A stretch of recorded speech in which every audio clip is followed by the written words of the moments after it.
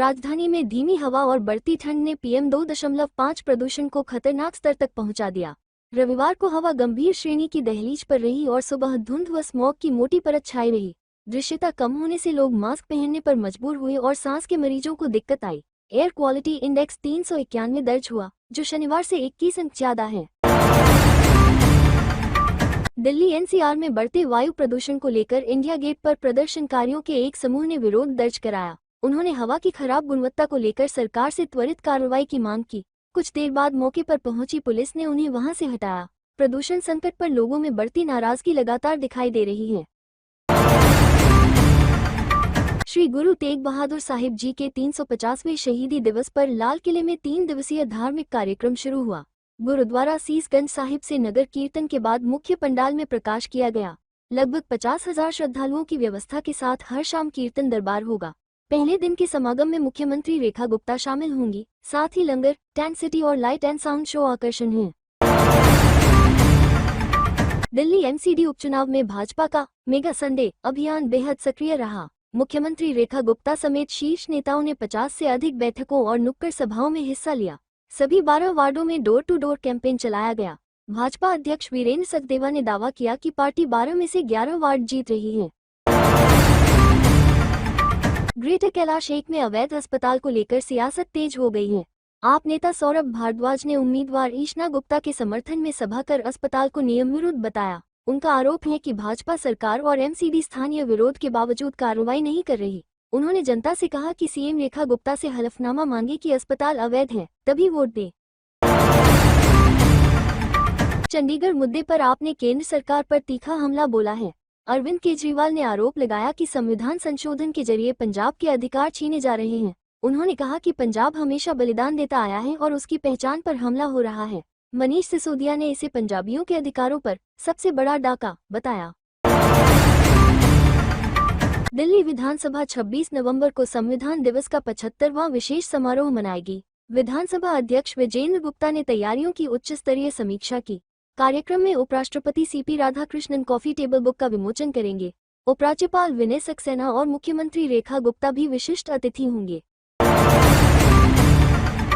भाजपा नेता मांगेराम गर्ग की जयंती पर हवन, भंडारा और फल वितरण किया गया।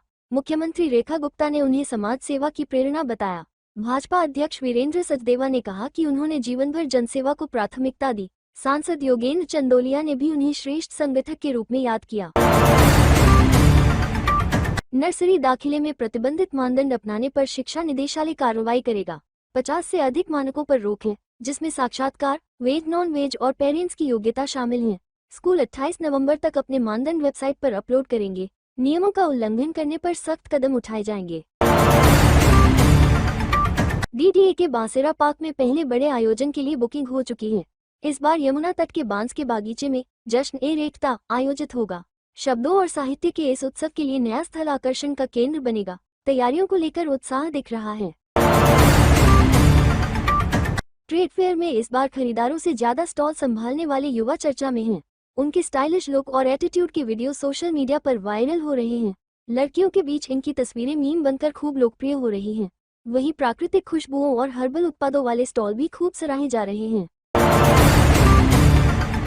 दिल्ली में प्रदूषण संकट के बीच लोग सोशल मीडिया पर मीम्स और व्यंग्य से अपनी भड़ास निकाल रहे हैं। ऑक्सीजन मास्क में सुपरमैन और ICU में शादियों जैसे व्यंग्यात्मक कंटेंट वायरल हैं। वायु प्रदूषण न सिर्फ खबरों में बल्कि ट्रेंडिंग सोशल पोस्ट में भी सबसे ऊपर है। ये लोगों की नाराजगी और असहायता दोनों को दर्शाता है। फेसबुक पर लोन दिलाने के नाम पर एक महिला से हजारों रुपये की ठगी की गई। डाबड़ी इलाके में जालसाजों ने बारकोड भेजकर अलग अलग मदों में पैसे डलवाए। पैसा न देने पर धमकी भी दी गई। शिकायत दर्ज कर पुलिस जांच में जुट गई है। नांगलोई में एक युवक से लूटपाट की घटना सामने आई है। विरोध करने पर बदमाशों के साथियों ने उसे चाकू मारने की धमकी दी। वे उसका पर्स और सामान लूटकर फरार हो गए। पुलिस ने मामला दर्ज कर जांच शुरू कर दी है। 65 वर्षीय बुजुर्ग को वाहन चोरी के आरोप में गिरफ्तार किया गया है। बाहरी जिले की पुलिस ने 26 दोपहिया वाहन बरामद किए। आरोपी 2016 से चोरी कर रहा था। पुलिस उससे पूछताछ कर अन्य मामलों की छानबीन कर रही है। दिल्ली चिड़ियाघर से शनिवार को कुछ सियार अपने बाड़े से फरार हो गए। घटना के बाद प्रबंधन में हड़कंप मच गया।